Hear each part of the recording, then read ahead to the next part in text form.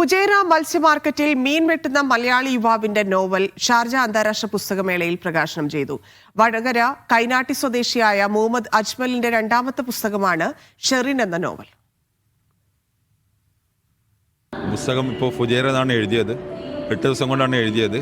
ഇതിൽ പ്രവാസമുണ്ട്, പ്രണയമുണ്ട്. അതായത് മിഡിൽ ക്ലാസ്സിൽ ജീവിക്കുന്ന ഒരാളുടെ ജീവിതം എങ്ങനെയാണോ ഉണ്ടാവുക അത് ഏകദേശം തുറന്ന് കാട്ടി എഴുതാൻ വേണ്ടി ശ്രമിച്ചിട്ടുണ്ട്. ഇതെൻ്റെ രണ്ടാമത്തെ പുസ്തകമാണ്. ആദ്യത്തെ പുസ്തകം ഒരു കവിതയായിരുന്നു.